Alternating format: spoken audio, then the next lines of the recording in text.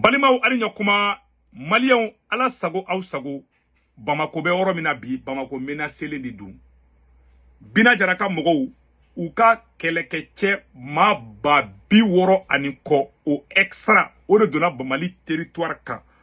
le 28 u ye attaque min kɛ le 28 kana bila bi la u ka mɔgɔ min donna Mali dugukolo kan ma Bamako kelen fɔ dɛ u bɛ ka fɛn fɛn fɔ a bɛɛ distraction de u bɛ fɛ ka Bamako yɛrɛ de minɛ sa o de préparation b'u bolo awa kana fɔ Zena ka ama ba kala ma dɛ an ka sɔrɔsi maa 500 wa dɔw ko maa 200 bon munu y'an ka sɔrɔsiw minɛ u y'u filmer ayiwa an bɛ taa hiji dugu min na n'a tɔgɔ ko Arabie Saoudite olu ka chaîne dɔ bɛ ko Al Arabiya olu de bɔra n'a ye an ka sɔrɔsiw minɛlen b'u bolo k'u kɛ prisonniers ye u bɛ k'an ka sɔrɔsiw bɔ n tɛ ndogo la an ka sɔrɔsi caman bɛ mɔgɔ ninnu bolo dɛ yeah Front de libération de l'Azawad munu bɛ Kidal munu bɛ ka information bila ko Kidal minɛna Kidal ma minɛ dɛ ngalon de don Kidal renforcelen de don renfort baden de bɛ Kidali Ukrainiens bɛ Kidali Ukraine mercenaires bɛ Kidali awa Mali fan bɛɛ u bɛ kana Mali fan bɛɛ de tabi ne ka tiɲɛ bilen de fɔ aw ɲɛna u ye diɲɛ u ye a komata dɔw bɔra hali Syrian fan ninnu fɛ c'est à dire que u bɛ a ɲɔgɔlɔ fɛn fɛn bɛɛ u bɛ k'a bɛɛ ta ka na bɛɛ to Mali la Malien tɛ ndogo aw la kɛlɛ in c'est pas facile mɔgɔ ninnu u infiltrer an la déjà quoi mais an ka duwawu don an ka sɔrɔsi min bɛ kaso la Front de libération de l'Azawad mɔgɔw bolo u yɛrɛ mun bila u ka page sanfɛ ko an ka Mali sɔrɔsi 500 de bɛ kaso la u bolo Assimi Goïta kelen bɛ k'an ka sɔrɔsi mɔgɔ 2000 don kaso la Tero fana kelen bɛ k'an ka sɔrɔsi 500 don kaso la Malien ni de kelen bɛ bi an ka stade bɛ Kulikoro an y'a mɛn fana an ye million 400 don investissement don an ka stade na Kulikoro ko o stade ko fana ko fiɲɛ cira dɔrɔn ko stade binna an ka stade de ballon n t'a dɔn ko stade bɛ Kulikoro ɲɛnajɛ kɛyɔrɔ ballon tan bɛ se ka k'a yɔrɔ la basket bɛ k'a yɔrɔ la donc ko Kulikoro stade Assimi Goïta ma taa rénover yan k'u ye million 400 don a la awa k'a binna Maliens an bɛna don information détail kɔnɔ Bamako bɛ yɔrɔ min na bi mɔgɔ n'i bɛ fɛ ka voyager ka bɔ Bamako kɔfɛ a jɔ ni wagati na ne Segu Tunkara ne kɔni y'aw informer dɛ minnu bɛ ka fɔ ko ka VDP ta ni wagati la k'an ka renfort kɛ ni wagati la ne ma fɔ n k'a tɛ se ka kɛ mais hali ka Assimi gɛn ni wagati la est-ce que nafa b'o la bilen tiɲɛ yɛrɛ la n tɛ ndogo aw la dɛ mɔgɔ ninnu u y'an ka n bɛ ka kuma fɔ yɔrɔ na Mauritanie ni OTA mɔgɔ bɛ réunion secrète dɔ bɛ ka kɛ bi Mauritanie a ka bɔ hakili ma janfa min kɛra Mali contre la jamana min y'a janfa ka ca jamana 20 ye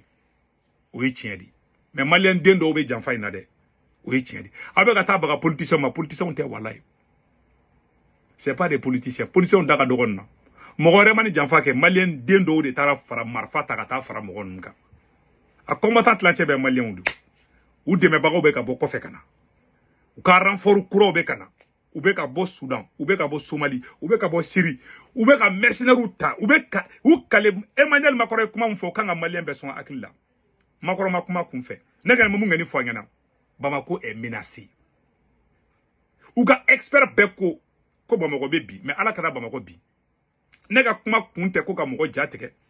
ne ka kuma kun de k'a fɔ an ka hakili to an yɛrɛ la ne delila k'a fɔ yanni u ka Bamako attaquer n ko Bamako n ko mɔgɔ min bɛ Bamako kɛrɛfɛla la dɔw ko Segu Tunkara bɛ k'an ja tigɛ a ye nkalontigɛlaw lamɛn a laban kɛra jumɛn minnu ye nkalontigɛlaw lamɛn u caman y'u faw su kasi u caman y'u baw su kasi farafinw an ka kɛ tiɲɛ fɛ nkalon bɛ mɔgɔninfin na se kungo de ma tiɲɛ dɔ bɛ yen a man di tulo la ma kan i ma ko ni nkalon b'a la ala tɛ barika don a la an ka kɛ tiɲɛ fɛ n y'o de fɔ dɛ n bɛ ka kɛ n faso kanu de la mais n tɛ n dogo aw la mɔgɔ ninnu u ye Mali fan bɛɛ u bɛ Mali fan bɛɛ bi c'est à dire an y'an sigi ɲɔgɔn kɛlɛ de la Bamako kɔnɔ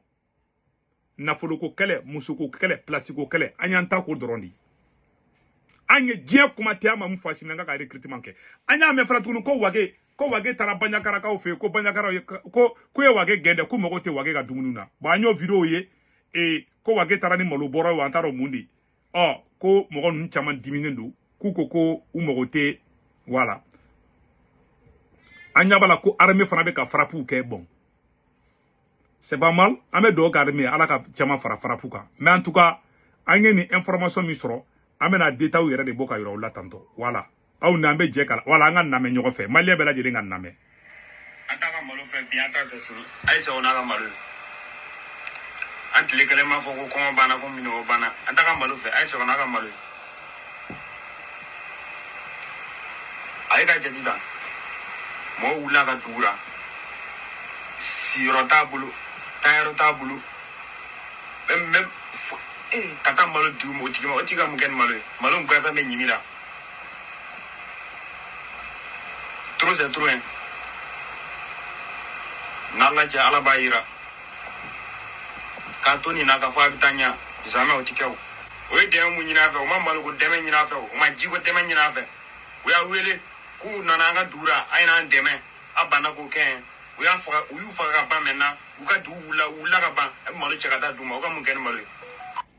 a bɛɛ n'ala cɛ an t'a ka malo fɛ an t'a ka malo. kuma bɛ filɛ ko aw ka taa u dɛmɛ di hali an bɛ ka kuma yɔrɔ na bi attaque bɛ kɛ k'a ka taa ni dɛmɛ di aw ma taa ni dɛmɛ di bon a filɛ nin ye a ko filɛ nin ye an tɛ ne se k'o tunkara kumakan ye da bɛɛ filɛ aw ɲɛkɔrɔ awa menace de bɛ yen bi majugu ninnu u tɛ ka i m'a ye u bɛ ka an na munumunu ni salo jakuma ni salo u bɛ k'u kan na u b'an ton de la et puis n bɛ kuma kelen fɔ maliyɛnw ɲɛna tant que an sigilen bɛ bamakɔ kɔnɔ de karisa de nɔ don a y'aw kɔlɔsi dɛ misiri kɔnɔnaw la silamɛw a ye alimamiw tant que aw bɛ ka Abdou Niang ninnu lamɛn aw tɛ hɛrɛ sɔrɔ aw tɛ victoire sɔrɔ kɛ ni aw ka n'a ka kuma fɔlɔ danna Abdou Niang ni Boubou Mabel de ma n'aw gagnera kɛlɛ in na n'a ye tungaraden kari kunna ka fɔ ko ɲɛmɔgɔden tatɔ filɛ ni Boubou ni Abdou Niang n'u ye victoire ta ka di aw ma Mali kɔnɔ o kɔrɔ ne ye ɲɛmaden ye a bɛɛ ni kɔrɔnɛ cɛ o tɛ victoire d'aw ma ma barika banniw de don u tɛ foyi la ka futinɛ créer ni jamana bɛ niveau la wallahi jamanadenw kan ka fara ɲɔgɔn kan de mais jamanadenw bɛ fara ɲɔgɔn kan tiɲɛ de kan o t'olu arrangé wu a y'a lajɛ n'u bɔra dɔrɔn u bɛ taa mɔgɔ dɔ jalaki n'u bɔra dɔrɔn u bɛ taa nkalon nɔrɔ mɔgɔ dɔ la voilà pourquoi on est affaibli aujourd'hui anw ye 20 millions de anw de bɛ sigilen bɛ bamakɔ kɔnɔ dɛ alimamiw a y'u kɔlɔsi dɛ a ye taa misiri kɔnɔnaw la dɛ aw b'o la wagati min na u taara ka taa an ka dugu bɛɛ ci a ye haine créer a ye maliyɛn bɛɛ kɔ don ɲɔgɔn na tant que Assimi Goïta bɛ yen maliyɛnw tɛ se ka fara ɲɔgɔn kan bilen c'est le coup est déjà parti parce que Assimi Goïta ka communicateur ye maa ye maa minnu danbe t'u la hɔrɔnw tɛ danbetigiw tɛ tu vois donc o maa modèle ninnu tant que maa qualité dɔ bɛ maa mɔgɔ ɲamama dɔw bɛ yen n'u da don i ka ko la ala tɛ barika don a la a y'a remarqué dɔrɔn bɛɛ ka yɔrɔ ni sɛbɛn ka da bon en tant que Assimi Goïta bɛ fanga in kunna an tɛ victoire sɔrɔ ne de y'a fɔ n'a y'a sɛbɛn ka da an ka jɛ an ka ɲɔrɔ fana lamɛn an ka stade aw ni ala na kira cɛ o de kosɔn n'a fɔra aw ɲɛna ko Mali avance ka gɛlɛn aw tɛ se ka da la an taara 1,400,000 de don stade la Assimi Goïta yɛrɛ tɛgɛrɛ b'a fɔ la mais bi o stade bɛ binna fiɲɛ dɔrɔn cira dɔrɔn an ka stade binna a fankelen tilancɛ bɛ binna fiɲɛ dɔrɔn fiɲɛ mana stade bi aw ni ala na kira cɛ ka taga wari ta k'a dun ka taa di chinois ma a y'a kɛcogo lajɛ u ye nɛgɛ engrais ko la u ye ni problème sɔrɔ c'est à dire ko kɛra Assimi ye Mali faga de ko a bɛɛ ni ala na kira cɛ an ka jɛ an ka nin kuma lamɛn maliyɛnw k'a fɔ fɛn caman ɲɛmɔgɔya dila Assimi na fɛn o fɛn bɛ yen ni a tɔgɔ fɔra Assimi na ko a ɲɛmɔgɔya bɛ Assimi bolo o tɔ tiɲɛna Assimi yɛrɛ tɛ se jamana mara la wa ne bɛ jigin kɛ n yɛrɛ la wagati dɔ la parce que jamana mara tɛ k'a fɔ jeli bɛna min ka ko bɛ jamana mara o tɛ jamana mara quoi jamana mara hakili muɲu ani sabali kɛ n'o y'i jɛ i tɛ se ka jama mara o de kama an ka mɔgɔkɔrɔba dɔ bɛ a da dɔnkili la ne na a tɛ fɔ ne ma k'o tɛ k'an ka maa ɲɛmaa ye ayi abada i b'i ka dugukolo de ye i b'i ka dugukolo de ye a bɛɛ bɛ taa min kan i b'a muɲu i bɛ sabali i bɛ tɛmɛ i ka baara ye Assimi Goïta mɛ kɛ dugukolo ye k'a tɛ k'a la a tɛ fɔ a ma o de kama hali anw journalistes b'a fɔ ko jamana in kuma cɛ tɛ se ka fɔ a bɛɛ tɛ ka fɔ kama aw b'a dɔn ko n'i ye tiɲɛ fɔ o b'a kɔ jamana min ko tiɲɛ tɛ se ka fɔ o jamana kɔnɔ anw ma sigi ni mun ye o jamana kɔnɔ sini i b'a la ka tiɲɛ dɔ fɔ sisan i ka na kɔlɔlɔ lase ma de an tɛ bi da bila yan. Aw bɛɛ lajɛlen ni mɛ sisan. Voilà les conséquences, voilà les choses. An taara wari don stade la.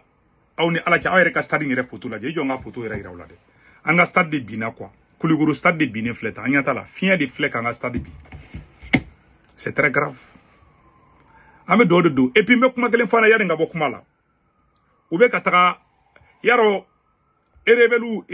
terror rebelle yɛrɛ tɛ sa terror Front de Libération de la Savoie mɔgɔw minnu bɛ Kidal. Aw bɔra ye galon tigɛ ko an ye Kidal minɛ dɔrɔn u y'an ka sɔrɔsiw labɔ. An ka sɔrɔsiw lebuli mun kɛra k'u bɔ jabaranin na dɔwɛrɛ tɛ dɛ. Transition ka propagandistes ka galon tigɛ dinga de don. Aw de bɔra k'an ye Kidal minɛ. Chaque fois n'aw bɔra k'an ye Kidal minɛ u bɛ image dɔ bɔ ka yira maliyɛnw na ko ngalon don. Ibusiya fana ka dabila. Aw ka bɛ ka communication modèle min kan aw tɛ ka Asimi dɛmɛ aw tɛ ka Mali sɔrɔsiw yɛrɛ dɛmɛ a bɛ ni kuranɛ cɛ. Aw de bɛ ka u radicaliser. Aw minnu bɛ ka taga terror minɛ carré kun na ka kulusi ni guloki b'u la. Billahi n'aw ma dabila dɔ b'a fa julaŋolonjɛ ye réseaux sociaux in kan. Minnu bɛ Binaka mɔgɔ minnu bɛ Kidal ani Binaka mɔgɔw olu tɛ kelen dɛ. Binaka mɔgɔw bɛ mɔgɔ sutura dɔɔni. Mais minnu filɛ Kidal ko Front de Libération de la Savoie n'a y'u ka mɔgɔ minɛ don o don ka kulusi bara n'u ma Mali sɔrɔsiw julaŋolo photo ta ka bila réseau kan ka fuma tout ɲɛmɔgɔden tatɔ filɛ nin. Parce que ninnu ye bɛtu denw de quoi. Bagan den mana fɔ ninnu de fɔra parce que aw de y'o ye a bɛ taga n'a ye mɔgɔ ninnu minɛ an ka mɔgɔ de minɛlen b'u bolo mɔgɔ dɔw de fa bɛ sɔrɔsiya la o de minɛlen bɛ mɔgɔ ninnu bolo u y'an ka sɔrɔsiw lebu u y'a bɔ u ka jabaraninw na dɔwɛrɛ tɛ aw de don u y'an ka sɔrɔsiw minɛ u tɛ s'u ma aw de b'u ka mɔgɔw minɛ k'u filmer k'u torturer k'u bɔ télé la ɔ n'a y'u bɔ n'olu fana y'an ka mɔgɔ bɔ aw bɛ tila ka kule tuguni aw de y'olu bɛ ka kɛ aw de bɛ k'u ka mɔgɔw minɛ k'u photos ta k'u julaŋolon photos ta k'u lebu k'u labɔ bon e ni ala na kɛra cɛ ni binjɛni ma ban tɔn man ka taa tɔn sanga fo dɛ kɛlɛ in ma ban fɔlɔ e ta bɛ ne bolo ne ta b'e bolo ni ye n ta fɔ n fana b'i ta fɔ ko in kɛra o de o aw bɛ ka mun kɛ o bɛ k'aw jaabi di parce que vous êtes bêtes aw de mana mɔgɔ terror minɛ ne y'a fana ko n'a ye terror minɛ aw di gendarme ma aw kunu bugɔ aw kunu neni parce que an fana ka mɔgɔ de b'u bolo aw b'a miiri o de la ne tɛ k'u défend ne tɛ terror fɛ mais bɛti den kunfin den dɔw de nana don an ka kɛlɛ la k'an ka kɛlɛ bɛɛ tiɲɛ parce que on a un président lagalagatɔ président bagan den dɔ de b'an kunna a tɛ diɲɛ kalama kere dɔrɔn de bɛ Asimi Goïta diya a ka kɛ bagan ye a bɛɛ ni ala na kɛra ci c'est le plus idiot président que Mali n'a jamais eu e ni ala cɛ jamana jumɛn bɛ jɔ ni ignorants ye jamana jumɛn bɛ jɔ ni tɛgɛrɛfɔla nkalontigɛlaw populistes wuyafɔlaw jamana jumɛn bɛ se ka avancer n'o ye i y'an sigi kɔfɛ an y'an sigi tɛgɛrɛfɔ a bolo ko tɛ et puis an bɛ dɔw ban ka mɛn a ye faso dɛmɛ et puis an ka jamana bɛ ka ɲini ka tilanna u tɛ ka terror critiquer dɛ minnu bɛ ka kuma dɛ k'a fɔ ko Asimi Goïta i ka fukulan jɛngɛlen don dɛ u ɲɛ u ka caméra kirikara den baara kelen bɛ olu de kan an minnu bɛ ka kuma n'an dabara ye marifa kisɛ tɛ ka bɔ anw dabara kɔnɔ an tile kelen ne segu tungara tile kelen m'a fɔ n ko n bɛ Bina fɛ ne tile kelen m'a fɔ n ko n b'u ka côté la ne ko de Asimi Goïta ka fanga minɛ cogo de man ɲi Asimi dɛsɛra a tɛ se ne ka kuma fa filɛ a ba filɛ aw tɛ Maliko kɛlɛ la aw bɛ aw place ko parce que ne bɛ ka kuma mun fɔ o bɛ Asimi Goïta vrai visage de yira maliyɛnw na aw bɛ Asimi ko kɛlɛ aw tɛ Maliko kɛlɛ la parce que aw tɛ hɔrɔndenw ye bilahi ne tile kelen marifatigi minnu bɛ ka Mali kɛlɛ ne y'u kɛlɛ yanni aw depuis aw ma wolo ne bɛ ka ninnu kɛlɛ depuis aw ma wolo depuis aw worota ma bɔ aw dɔw baw nɔfɛ ne bɛ ka nin kɛlɛ kɛ Maliko kɛlɛ in kɛ n ye n kale de fana dɛ ni n bɛ ka Mali janfa ala ka n lebu o ye halala duwawu de ye wa halala den de b'a fɔ ɲamaden tɛ se k'o faamu ne y'o de fɔ dɛ mɔgɔ Mali janfa ala ka bɛɛ to janfa la mɔgɔ Mali janfa ala ka bɛɛ kɛ yeko fila ye mɔgɔ bɛ ka Maliko kɛ tiɲɛ kan ala ka barika don a bɛɛ la an ɲa bɛ ne bɛ ka duwawu don depuis wagati joli bi jɔn de bɛ ka jɛgɛ bi jɔn de ka kalan bɛ ka bɛnɛ bi jɔn de bɛ ka bin bi jɔn de tɔ bɛ ka coron ka taa fɛ bi bɛɛ ɲɛ b'u la hali bi ala ka duwawu minɛ bɛɛ lajɛlen k'a fɔ ko amina ne bɔra kuma la